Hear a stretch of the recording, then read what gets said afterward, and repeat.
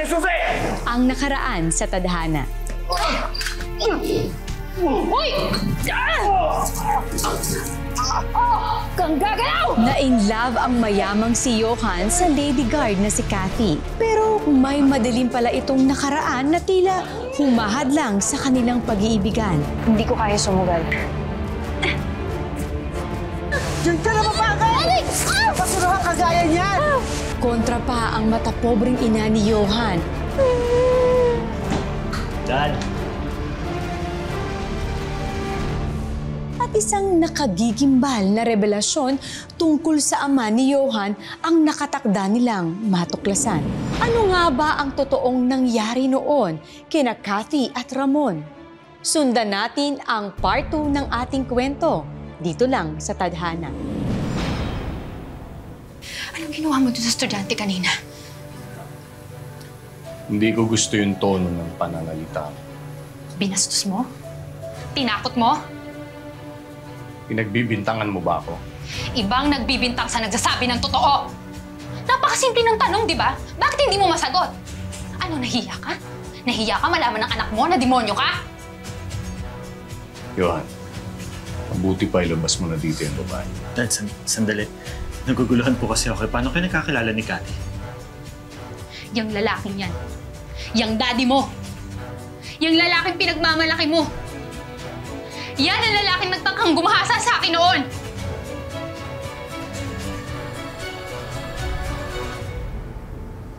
I was moved by your speech.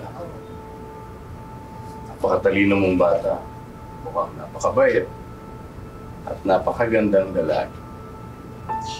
Maraming salamat po, sir. By the way, ano nga palang kukunin mong kurso pagdating ng kolehiyo? Sir, criminology po sana. Gusto ko kasi maging pulis kagaya po ng tatay ko. Kaya lang po, Kaya lang ano? yung kuya ko po kasi, pamilyado na po siya. Tapos yung mama ko naman po, meron po siyang sakit sa puso. Kaya po umaasa na lang po siya sa pensyon. Ayoko naman pong kunin yung pera na para sa kanya. Eh sir, di rin naman ako makakapag-working student gawa ng wala pong magbabantay sa mama ko. Ganun ba? Opo. Well, hindi rin pala biro yan. Opo, sir. Pero alam mo, naiintindihan kita, anak. Pero nangihinayang ako eh. Sayang din kasi kung hindi mo may pagpapatuloy ang pag-aaral. Kung gusto mo, bibigyan kita ng scholarship. Scholarship po. Scholarship, sir? Ako, salamat po. Thank you so much po. Thank you. Thank you po. Sir. Scholarship. Yun naman ang gusto mo, hindi ba? Matutulungan kita dyan. Kailangan mo lang gawin ay fill up ang form na to. And then kapag nakumpleto mo na, ako nang bahala sa lahat. Wala ka nang puproblema. Sir.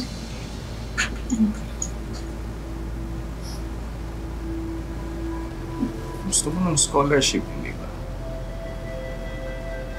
Ito lang ang sagot dyan.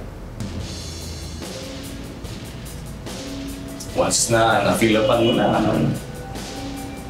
tuloy-tuloy ng pag-aaral.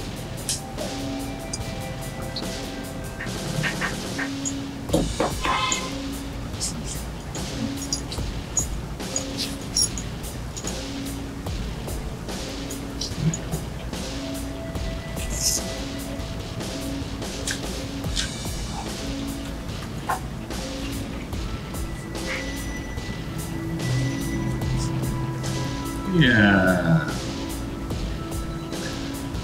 Alam mo, dalawa lang naman yan. Papayag ka sa gusto ko. Pagiligayahin mo kung makakapag-aral ka. O lalabas ka dito, mag-iingay ka at mag-i-skandal. Pero pag nalamayan ng bukas. Sir, ano na lang po ako. Uwi. Kailangan ko na pong umuwi po sa amin. Ano? Sumama mo lumabas. Sir, uwi na po ako. Nakalabas na.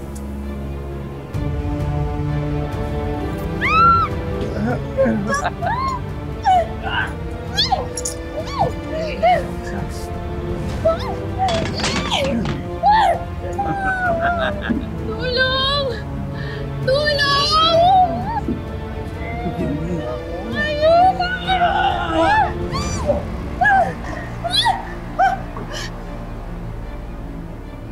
Subukan mo ako malam.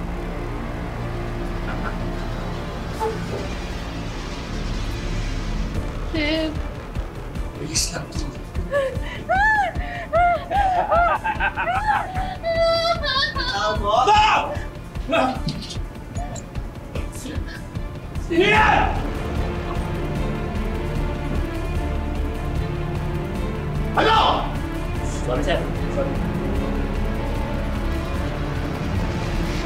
dahil sa'yo, inatake sa puso ang mama ko.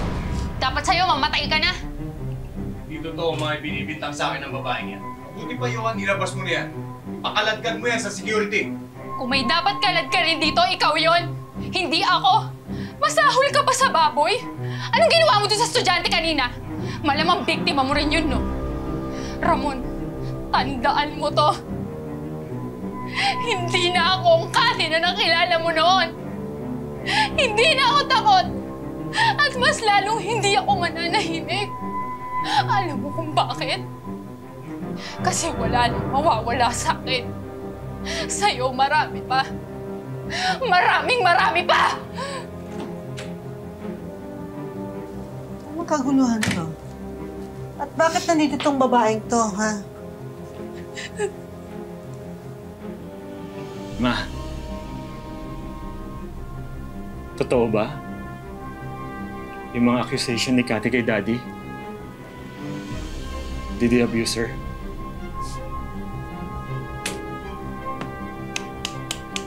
Ang galing mo. Alam ko ng plano mo. Kasi, hindi umubra yung plano mo sa anak ko. Ngayon naman, pinupuntirya mo ang asawa ko. May ikakati ka pa bang babae ka, ha? Hindi mo na ako pwedeng saktan! Kayo may atraso sa akin! Tiguan mo ko!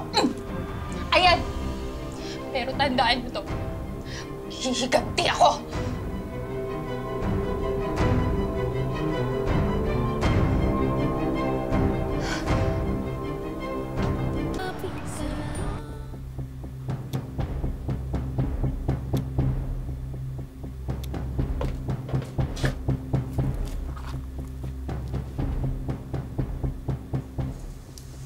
Kasi ba't dinala mo yan dito? Hindi dahas ang solusyon. Kapag ginawa mo yan, wala ka na rin pinagkaiba sa kanila. Itama mo ang lahat sa malinis na paraan. Sa malinis na paraan? Pagkatapos yung dungisan yung pagkatao ko?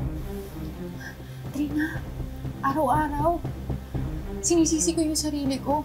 Dahil pakiramdam ko, kasalanan ko kung ano yung nangyari. Hindi ko makalimutan kung ano yung ginawa niya sa akin. Kung hindi ako nagtiwala sa kanya, edi sana normal ang buhay ko ngayon, di ba? Sana buhay ang mama ko. Hindi mo kasalanan ang nangyari sa'yo, Cass. Tsaka hindi ka madumi dahil lang binaboy o anong ginawa sa'yo ng principal na yun. Magiging madumi ka lang kapag yan, yung halimaw dyan sa puso mo.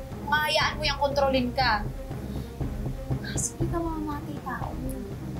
Magiging pulis ka pa.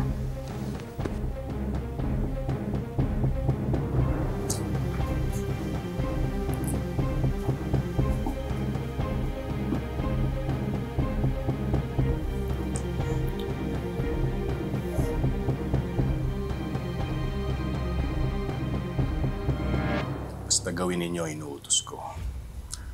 At huwag na huwag kayong titigil hanggat hindi niyo siya nakikita. Sige na.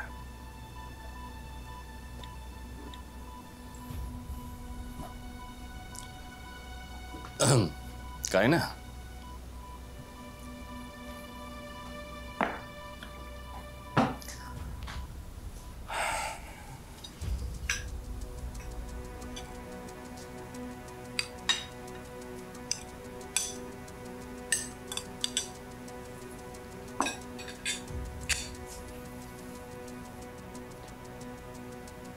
Oh.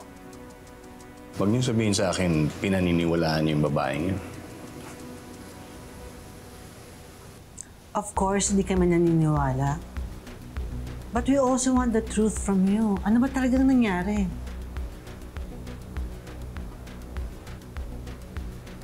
Sige, sige. Ganito kasi yan eh. Magkakilala talaga kami nung Cathy na yun. Principal ako noon dun sa Batangas, dun sa eskwelahan na pinapasukan niya. May diferensya talaga yung babaeng yan. Konting.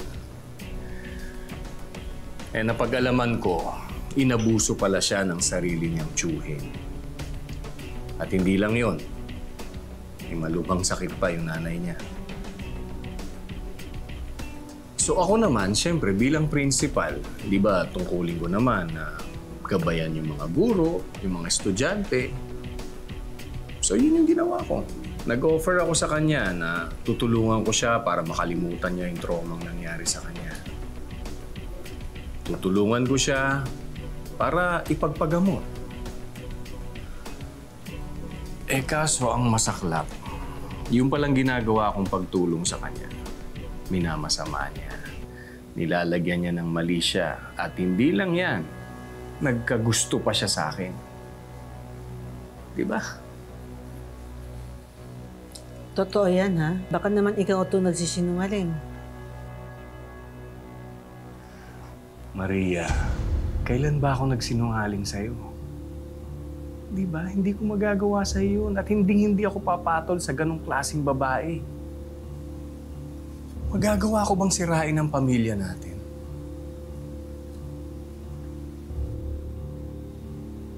Kung sa bagay, unang tingin ko pala sa babae niya, mukha ng manloloko. Imagine, gusto pa niyang tuhugin kayong mag-ama ko. Talaga? Manda siya sa akin, pero hindi siya.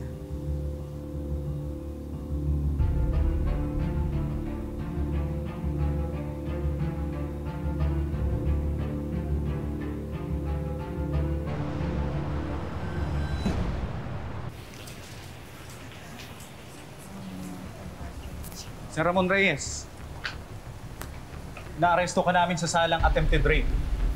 Ikaw ay may karapatang manahimik o magsawalang kibo. Ano man yung sasabihin ay maaaring gamitin pabor o laban sa isa anumang hukuman. Ikaw ay may karapatang kumuha ng iyong tagapagtanggol na ayon sa inyong pinili. Kung wala kayong kakayahan, ito ay pagkakalog sa inyo ng pamahalaan. Nauunawaan mo ba ito? Ramon? Dad. Ramon? Pabor pa nga yung ginawa ko sa'yo eh. Hinihintay ka na daw ng mga alagad mo sa bilangguan. Balita ko kasi may grand reunion daw kayo. Sana mag-enjoy ka. My husband is innocent until proven guilty. Magtutuos tayo sa korte. At pagbabayaran mo lahat ng gulong dinala mo sa pamilya ko. Pagbabayaran ko talaga? Pagbabayaran mo? Pagbabayaran yung ginawa niyong pagsira sa buhay ko at buhay ng ibang tao. Lumayas ka! Tama naman kayo eh. Magkalayo tayo. Lupa ako, oo. Pero hindi ka langit. Impyerno ka. Hindi ka na.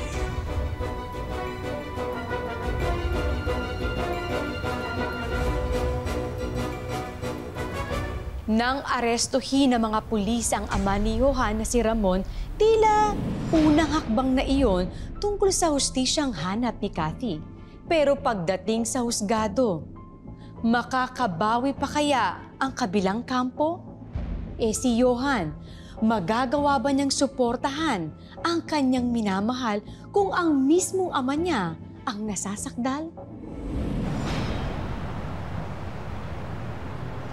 Maganda po yung reputasyon ni Ramon bilang principal sa paaralan namin.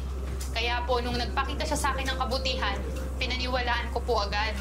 Hindi ko naman po alam Na kung anong linis ng pangalan niya, eh siyang dumi naman po ng asal niya. Hindi lang dangal at pangarap ko ang kinuha mo sa akin.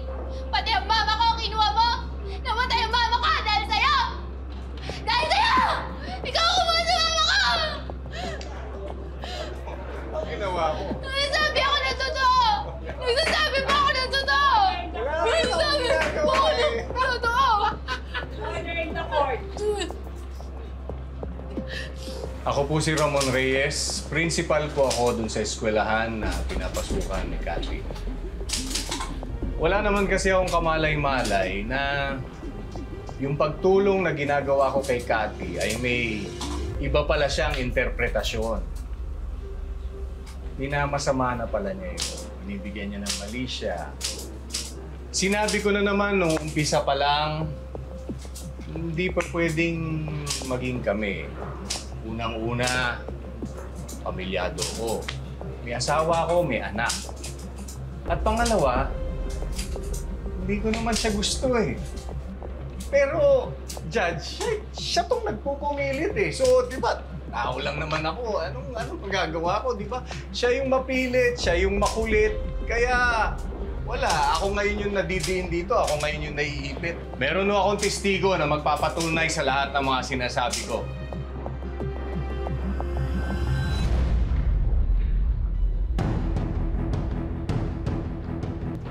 Janitor po ako sa eskwelaang pinapasukan dati ni Cathy at ni Sir Ramon. Palagi ko nakikita si Cathy na iniinda si Sir Ramon sa office nila. Kahit gabi pa po, hindi siya umaalis hanggat hindi tapos sa trabaho si Sir. Tapos, isang gabi po, narinig ko na lang si Cathy. Niyayaya niya makipagtalik si Sir. At nakita mo bang nakipagtalik ang akusado kay Cathy? Hindi po pumayag si Sir Ramon. Narinig ko na lang si Cathy. Pinagbabantaan niya si Sir na palalabasin niyang ginahasa siya para matanggal ito sa school. Ha? Sabi ko naman sa inyo eh. Okay na laman yung akusasyon eh. Sabi ko na sa inyo. Babe, bakit po kayo nagsisinungaling? Ano po kayo sa may pintuan? Nakita niyo naman po lahat, bakit po kayo nagsisinungaling? Yan! Hindi mo na nagsasabi ng totoo. Hindi po! Hindi po yan! Hindi po yan yung totoo! Nagsisinungaling siya! Order in the court!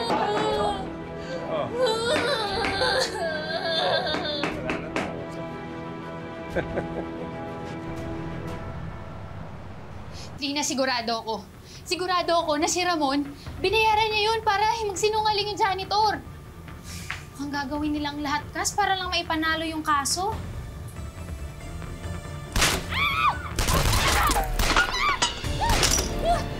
Lina! Lupa ka lang! Lupa ka lang!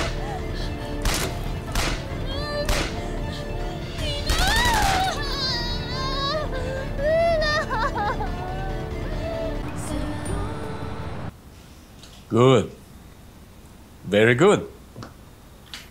Sige na.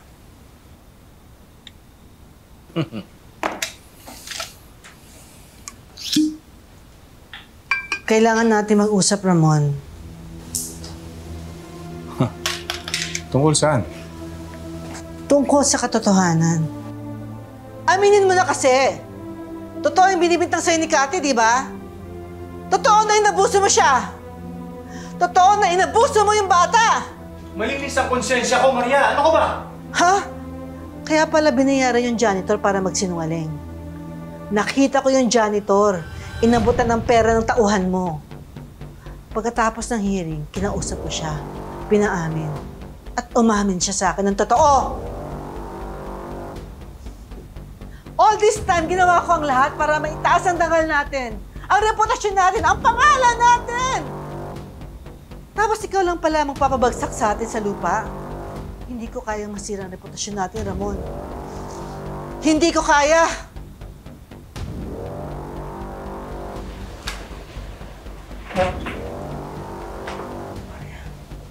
Maria. Maria. Makinig ka sa akin. Inaamin ko sa'yo. Nadala ako ng tukso. Pero walang nangyari sa amin ni Cathy. Maniwala ka sa akin. Nagkataon lang kasi na nasa Batangas ako noon at nandito ka sa Maynila. Alam mo naman kung gaano kita kamahal. Patawarin mo ko, Maria.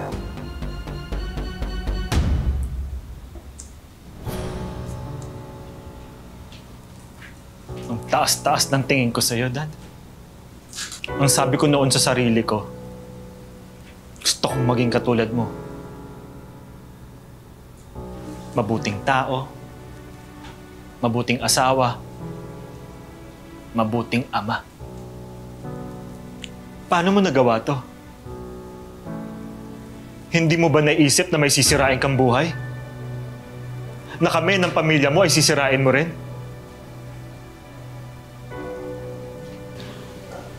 Anak, patawarin mo ko.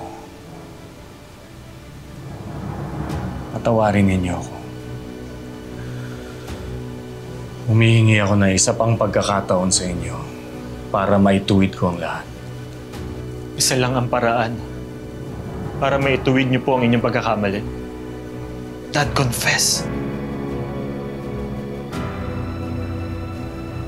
Aminin niyo lahat ng pagkakamali niyo. No! Hindi pwedeng gawin yun ng daddy mo. Maraming masisira sa atin. Ano, Ma? Ang pangalan niyo? Ang reputasyon niyo? Yun lang ho ba ang mahalaga sa inyo?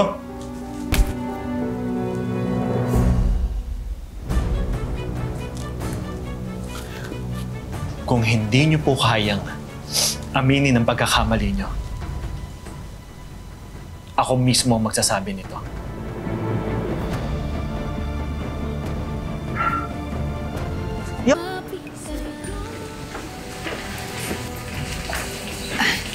Johan. Johan, kung pumunta ka dito para pakiusapan ako na iurong yung kaso laban sa daddy mo, hindi ko yun magagawa. Pinaulanan niya ng bala ang bahay namin. Si Trina muntik nang mamatay. Hindi ako pwedeng manahimik. Kailangan ko talaga siyang ipakulong. Hindi. Naniniwala ako sa'yo. Nandito ako para suportahan ka. Lalaban tayo.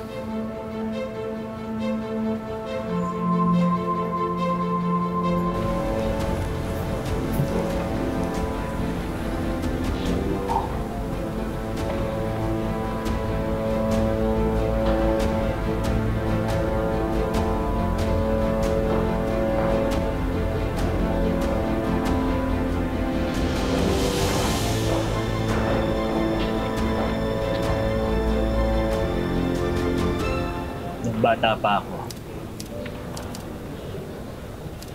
Naalala ko, lagi mong sinasabi sa akin na lagi akong papanik sa tama. Kahit ang kapalit nito, may mawawala sa akin.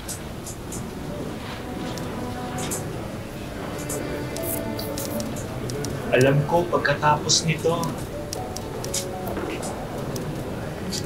wala na akong babalikan. Pero Dad, kailangan kong itama yung pagkakamali niya. You mean, pumapani ka sa biktima at isinasakdal mo ang sarili mong ama?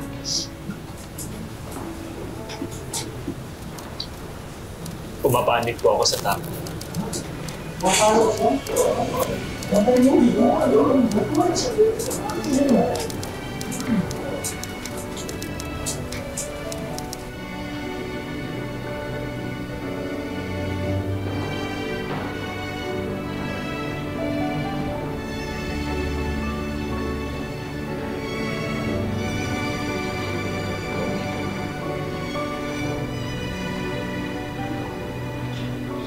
Binawi ni Mang Ben ang una niyang pahayag sa korte at inaming binayaran lang siya noon para magsinungaling. Hindi na raw niya kinaya ng kanyang konsensya, lalo na't may anak din siyang babae. The accused, Ramon Reyes, is found guilty beyond reasonable doubt of the crime of attempted rape and sentenced to an indeterminate penalty of imprisonment from 6 years and 1 day of prisión correccional as minimum to 12 years and 1 day of prisión mayor as maximum. So ordered.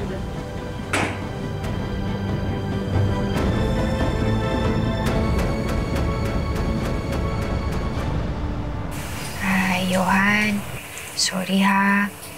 Patawad dahil kinailangan mo mamili kung ako o yung pamilya mo. Wala ka namang dapat ihingi ng tawad eh. Mas pinanilang ko yung tama kaysa sa mali. Alam mo, sa totoo lang, dapat nga yung pamilya ko yung humingi ng tawad sa'yo eh.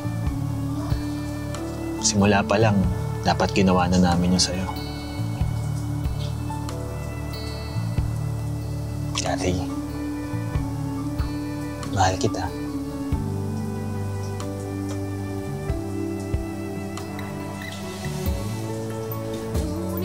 Sana dumating yung pagkakataon na pag naghilom na yung sugat sa puso mo, bigyan mo ako ng pagkakataon para patunayan sa'yo yung pagmamahal ko. Napatunayan mo na yun. Napatunayan mo na. Sige na. Mahaba na yung usapan natin. Baka maiwan ka na ng flight mo. Basta, Johan, mag-iingat ka ha. Tsaka, hintayin kita.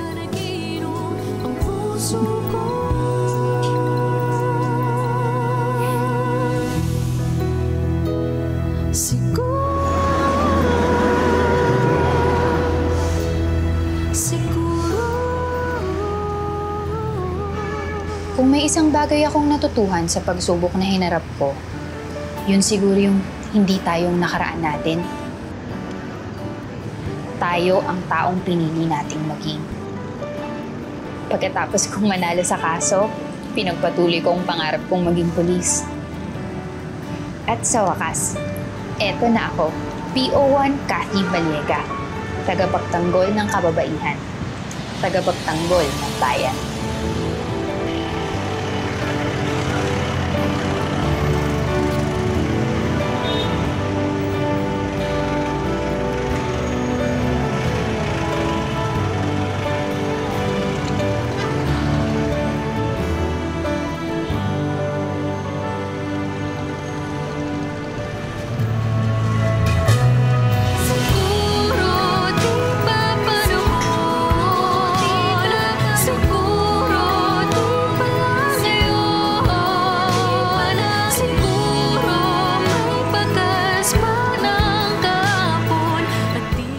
Ang buhay ay hindi lamang isang daan na ginuhit para sa atin. Ito ay sangang daan na nagbibigay sa atin ng maraming pagkakataon na pumili at tahakin ang sarili nating tadhana. Magandang hapon, ako po si Marian Rivera.